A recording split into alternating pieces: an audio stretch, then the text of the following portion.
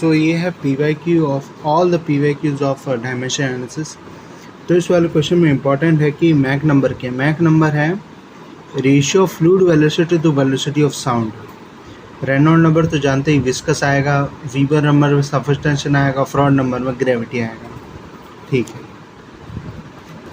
तो देखो इस क्वेश्चन में a river reach of 2 km long with a maximum flood discharge of 10,000 meter cube per second is to be physically modeled in a laboratory where maximum available discharge is 0.2 meter cube per second. For the geometrical symmetrical model based on equality of Froude number, the length of the river reach in the model is, तो मतलब length of the river find करना है। क्या क्या दिया हुआ question में। So according to the question given is length of prototype is 2000 meter. तेरी माही का पूछ रहे थे। Discharge of prototype is equal to 10,000 meter cube per second. So and discharge of model is 0.20 meter cube per second. So we have to equate the Froude number and we are asked Lm is equal to what? So Froude number first, what is given? Equate the Froude number. Vm upon under root Lm is equal to Vp under root Lp. So from here we will get just the ratio. Qp is equal to AP Vp. Qm is equal to Am Vm. So from this we will get AP upon Vp is equal to length scale ratio. Vp and Vp from here we will get, so from here we will get the value of Lm. Don't worry what the length of the river represents. So from here we will get the length scale ratio. Okay. So this question, the height of hydraulic jump in the slitting pool of 1 by 25 scale model was observed to be 10 cm. The corresponding prototype height of the jump is. This question is not important for mechanical, but it is for civil. But the important thing here is this 1 by 25 square ratio मतलब Lm upon Lp is equal to 1 by 25. The important thing is we are given hydraulic jump का dimension of the meters. So ratio of all the things which are in meters, उसका scale ये दिया हुआ है। तो इसका मतलब ये है डायमेंशन एनालिसिस में ऐसा होता है जो भी चीज़ जिसके जैसे वेलोसिटी के साथ साथ क्या ऐसा क्या है जिसका यूनिट वेलोसिटी जैसा हो सकता है मीटर पर सेकंड स्क्वायर, नहीं काइनेमेटिक मीटर स्क्वायर पर सेकंड होता है, तो नहीं, तो मतलब जो भी चीज़ वेलोसिटी जैसे डायमेंशन है तो वेलोसिटी का रेशियो ही फॉलो करेगा। यहाँ पे हाइड्रोलिक जंप का डायमेंशन लेंथ जैसा है तो वो लेंथ का रेशियो ही फॉलो करेगा। तो ये इंपॉर्टेंट बात है, विच सेम डायमेंशन, तो ये इसमें इम्पोर्टेंट बात थी। और ये देखो the repeating variable and dimension analysis should, repeating variable क्या होना चाहिए, रिपीटिंग वेरिएबल जो भी जितने भी ग्रुप है रिपीटिंग वेरिएबल उसमें सारे फंडामेंटल डायमेंशन आना चाहिए, मतलब MLT सब एक, मतलब किसी एक में सब नहीं आना चाहिए, ऐसा किसी एक में भी सब आ सकते हैं या फिर तीनों में एक भी आ सकते हैं या फिर दो का ग्रुप भी हो सकते हैं, कैसे भी। रिपीटिंग वेरिएबल कभी भी डिपेंडेंट वेरिएबल को इंक्लूड नहीं करता है, नहीं किसी भी बेसिक डायमेंशन को एक्सक्लूड नहीं करना है। जितने फंडामेंटल डायमेंशन है MLT जो फ्लूइड डायनेमिक्स में यूज़ होता है वो फ्लूइड मैकेनिक्स में यूज़ होता है, सारे आने चाहिए। The number of pi parameters needed, पहली बार m की वैल्यू है, n की वैल्यू है 1 2 3 4 5 5 और m की value number of fundamental dimension क्या आएगा m। किसी के अंदर मास आ रहा है क्या, इसके अंदर क्या आएगा एरिया मतलब मास नहीं आएगा, वेलोसिटी मास नहीं आएगा, टाइम मास नहीं आएगा, ये क्या है विस्कोसिटी है, विस्कोसिटी है तो फिर मास आए, लेंथ है तो मास नहीं आएगा, मतलब m आ रहा है, l आ रहा है, t आ रहा है, मतलब number of fundamental dimension use 3, तो m की वैल्यू 3, तो 5 - 3 = 2, 5 - 3 = 2, तो 2 जो है इसके अंदर चाहिए हमें ये 5 पैरामीटर्स। तो इसका आंसर है लेंथ स्केल रेशियो और वेलोसिटी स्केल रेशियो में रिलेशन होता है ये V r = √LR for fraud number के लिए ये रिलेशन होता है। So in order to estimate the energy loss in a pipeline of 1 meter diameter through which kerosene of this transported at this model test were conducted, ठीक है, तो इसके अंदर मुझे लग रहा है रेनॉल्ड्स लॉ का इस्तेमाल होगा और पूछा क्या, डिस्चार्ज पूछा, मतलब क्यू पूछा है, ठीक है। तो इसके अंदर इस क्वेश्चन को क्या है, जैसे ये देखो ये सारी वैल्यूज़ दी हुई, रेनॉल्ड नंबर का हमने इस्तेमाल किया और V M upon V P का रेशियो आ गया हमारे पास। V M upon V P का रेशियो यूज़ होगा अपने पास, हाँ, Q P upon Q M निकाले दे, A P upon A M का रेशियो नहीं दिया हुआ है, वो होता है आर स्क्वायर, तो ज़रूरत नहीं, क्योंकि ए पी हमें दिया हुआ कितना है, area of prototype pi by 4 D square और A M pi by 4 D square, तो इससे ये आ जाएगा, तो क्यू अपन क्यू एम का रेशियो आ जाएगा। Of course area of prototype मतलब एरिया ऑफ पाइप, मतलब डिस्चार्ज कहाँ से होता है, क्रॉस सेक्शन एरिया से, तो वही दिया हुआ एरिया, तो फिर क्यों रेशियो देगा, स्केल का रेशियो, ठीक है। अब ये बोला है just speak once, Mach number is equal to speed of fluid upon speed of sound होता है, speed of sound 343 metre per second, not important for mechanical पर important for may be civil, not even for civil.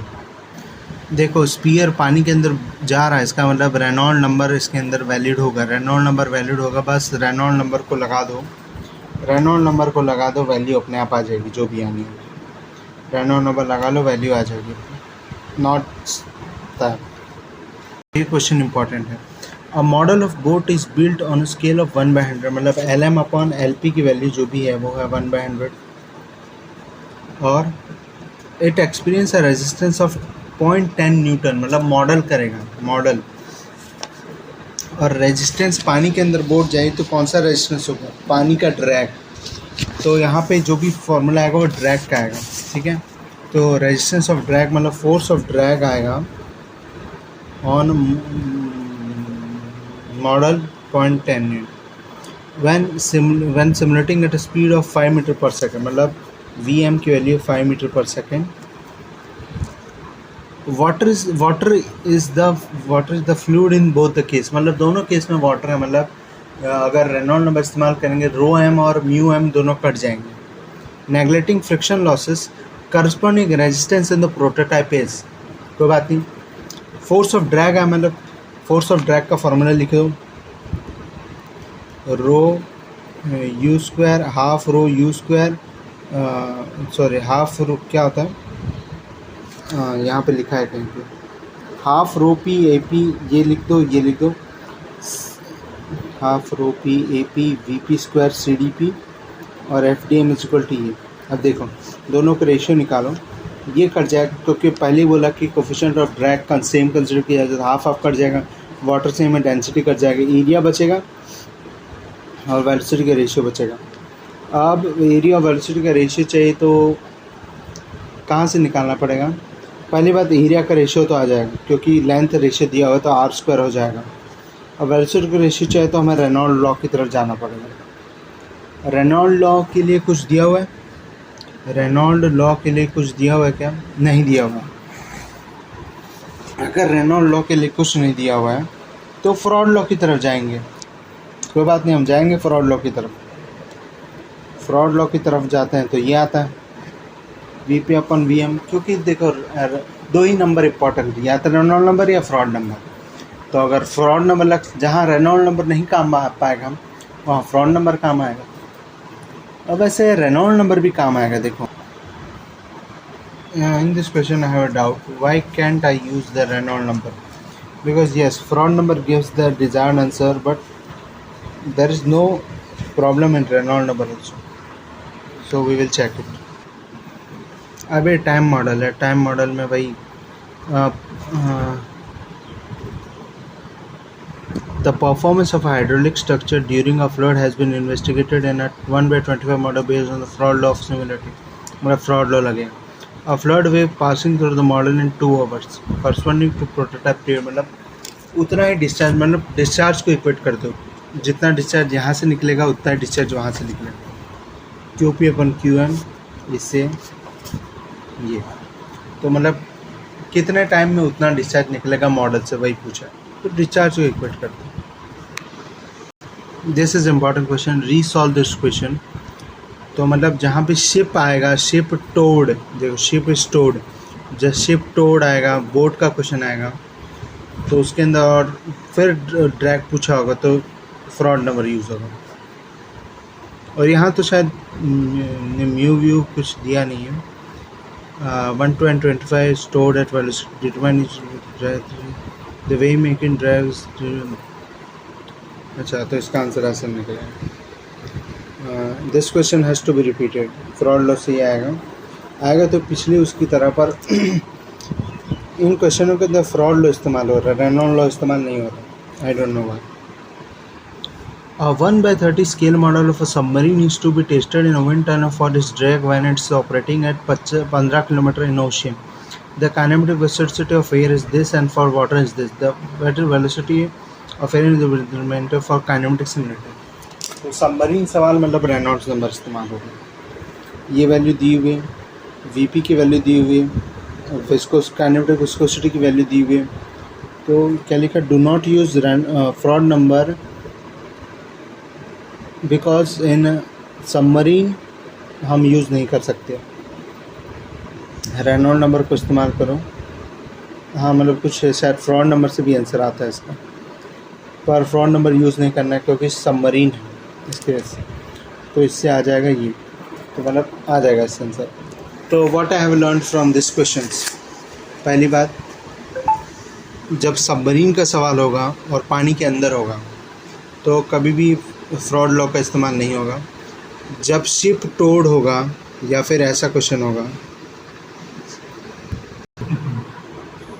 So conclusion, Reynold number use होगा कहाँ कहाँ, submarine जो पानी के अंदर चीज़ चल रही है, सबमरीन पानी के अंदर ड्रैग लगेगा तो रेनॉल्ड, विंड टनल के अंदर ड्रैग लगेगा तो रेनॉल्ड, नेवल शिप अगर पानी के ऊपर चल रही है और उस पर ड्रैग लग रहा है तो फ्रॉड।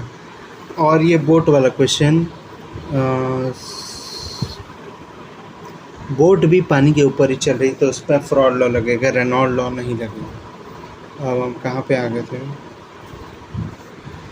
तो हाँ यही है, इतने क्वेश्चन करने, क्योंकि इससे रेनॉल्ड मतलब या तो आएगा रेनॉल्ड लॉ से या फ्रॉड लॉ से, और मैकेनिकल के अंदर इसके ज़्यादा क्वेश्चन अब तक आए नहीं हैं। So just this important, Reynold law, Froude law is equal to V/√GL, बस यही, बस, थैंक यू।